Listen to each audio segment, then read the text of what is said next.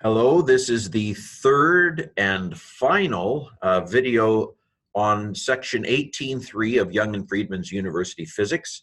This is a long and very involved section, shall we say, on kinetic molecular theory, presenting the kinetic molecular model. So I've broken up this one section in Young and Freedman into three parts.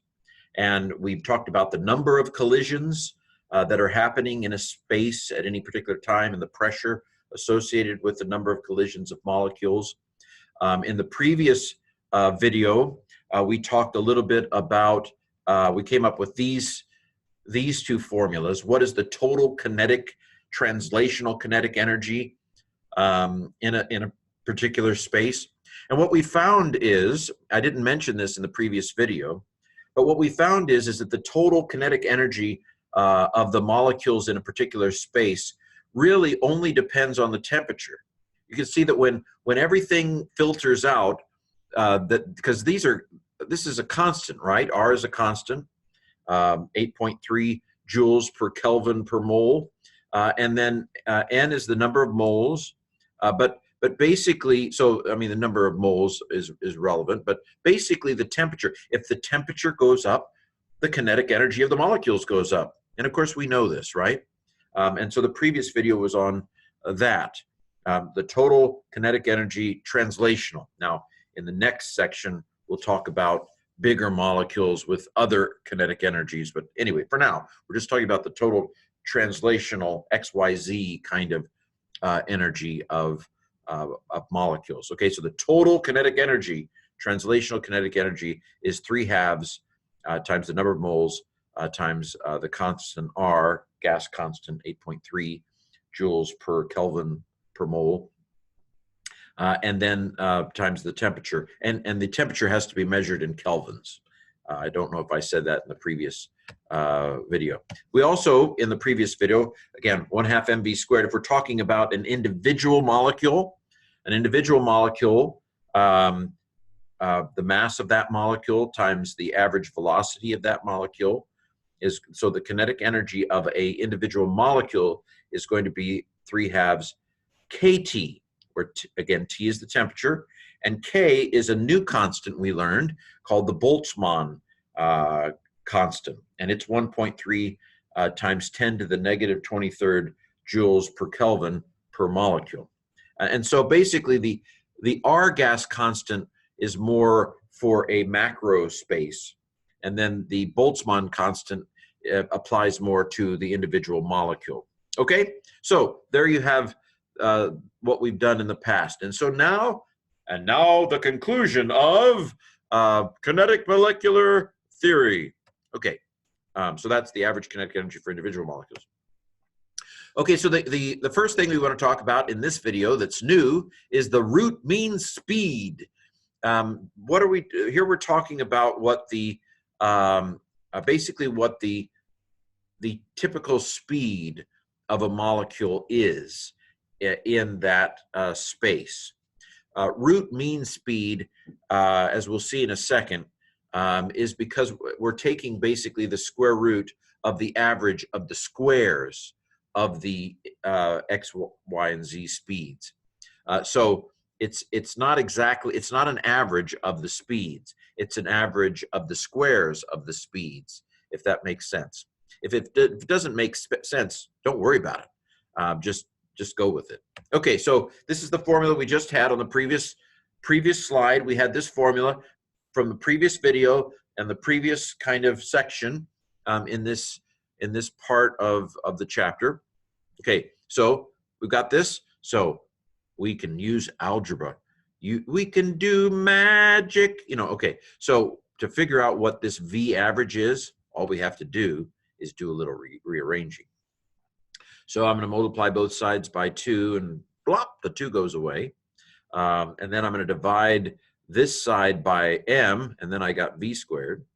And then I'm going to take the square root of it, and voila, there you have it. So the root mean speed is the square root of 3 kT divided by m. You knew that. You know algebra. I sure hope you know algebra if you're this far in physics. Man, by the way, I compared this section of the physics textbook with the chemistry book I have. This is just way further, way more advanced than the chemistry textbook I looked at. Anyway, so we can also put this into a different form. Remember that K, what is K? K is the Boltzmann constant. What is the Boltzmann constant? I'm glad you asked. It is R, the gas constant, divided by Avogadro's number.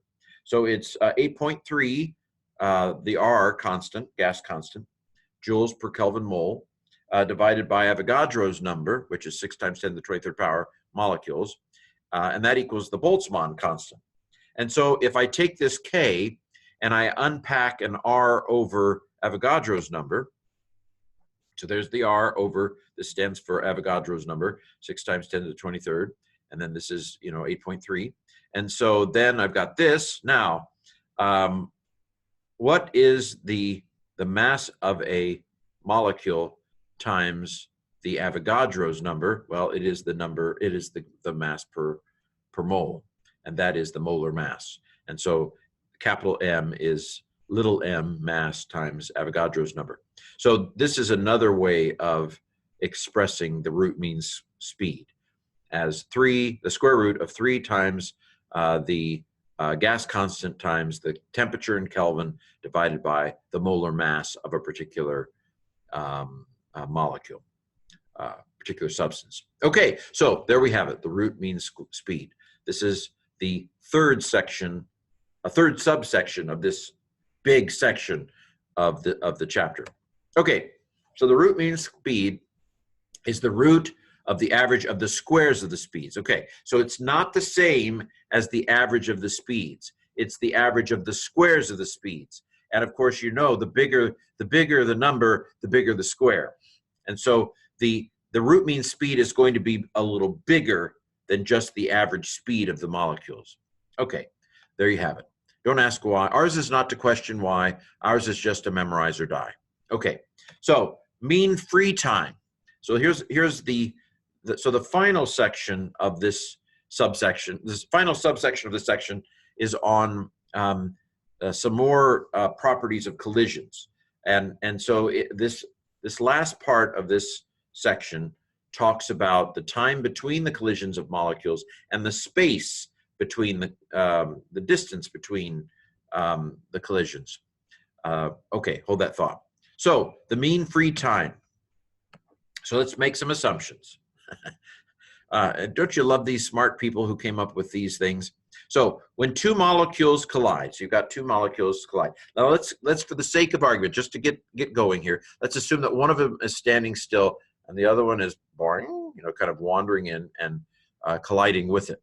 So when two molecules collide, there's a song here, but anyway, when two worlds collide. Anyway, when two molecules collide, the radius of the collision, so if the radius of one molecule is r, then the radius of the collision in that moment is 2r.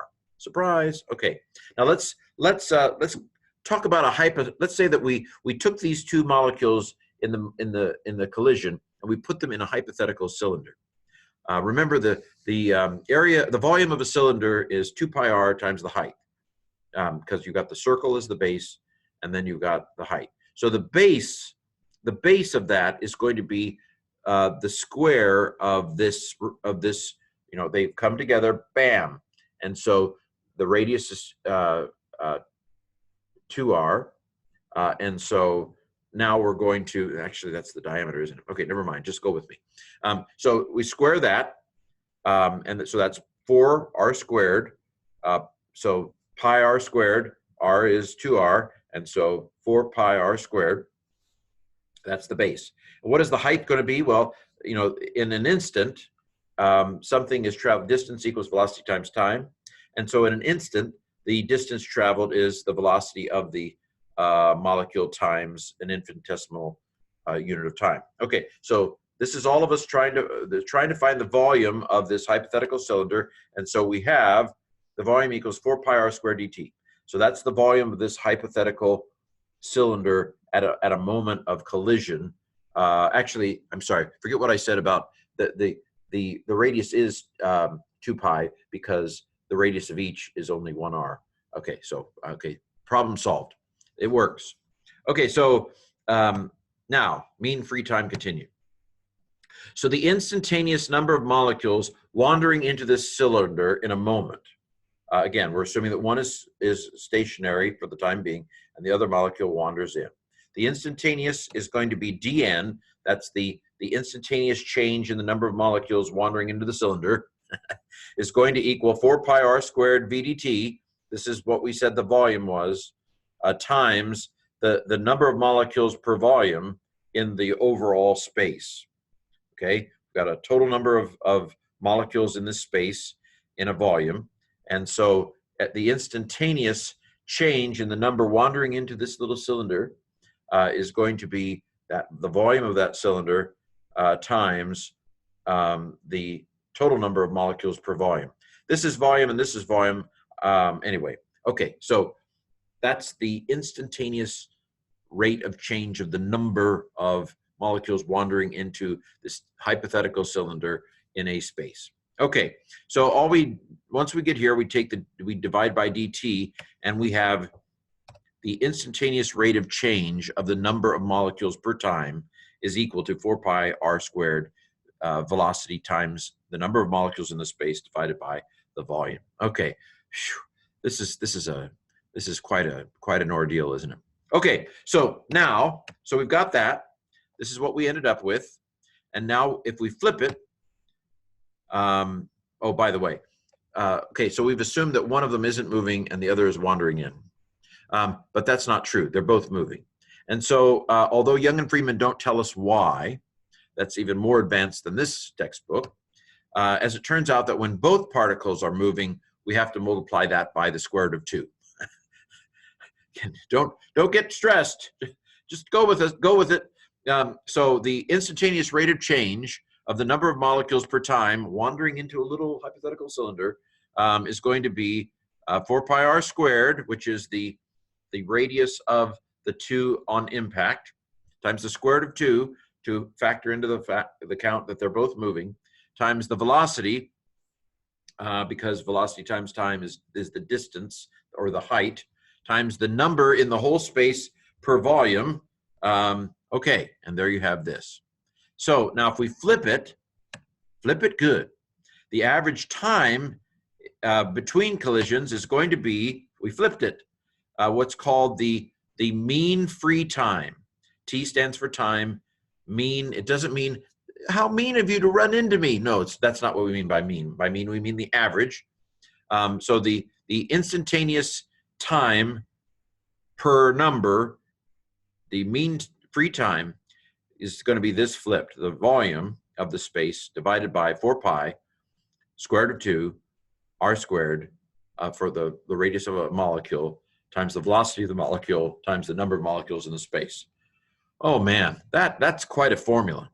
Man, that's a formula. Okay, let's just throw that away. Keep going. Okay, so that's the mean free time. The mean free path is the average distance traveled between these collisions. So how far do these molecules go, between their happy encounters with each other?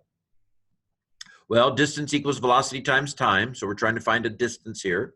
And so if we take the mean free time and we multiply it by the velocity of these molecules.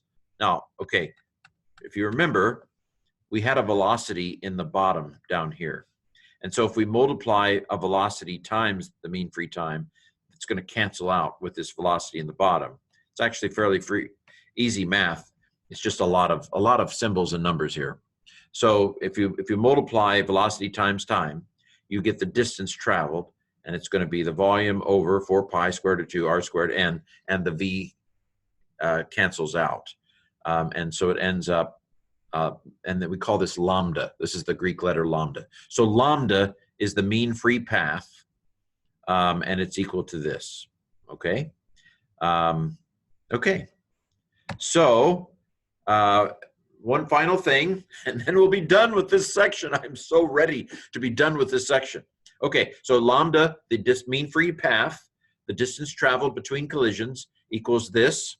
So remember that PV equals NKT. There's the ideal gas equation as we learn it most of the time, PV equals nRT. But remember, there's another version of the gas law that involves Boltzmann's constant. This is the formula to use when we're down on the molecular level. So when we're talking about space, up here in the real world, where my world, PV equals nRT. But if we're talking about the little tiny molecule world, this is a more useful formula, where n is the number of molecules and K is Boltzmann's constant, 1.3 times 10 to the negative 3 joules per Kelvin per molecule. And then T is the temperature in Kelvin. So what we can do is we can substitute, so V, what does V equal? V equals NKT over P, right?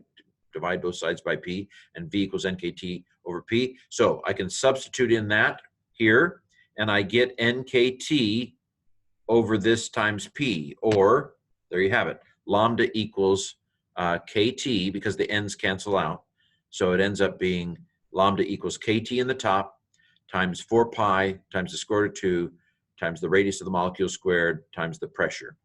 And so we're done. We're done with this section. Man, so we'll move on to heat capacities in our next video someday. It's going to happen. But this has been quite a section. And you should congratulate yourself. Go have an ice cream, because after all, you deserve it.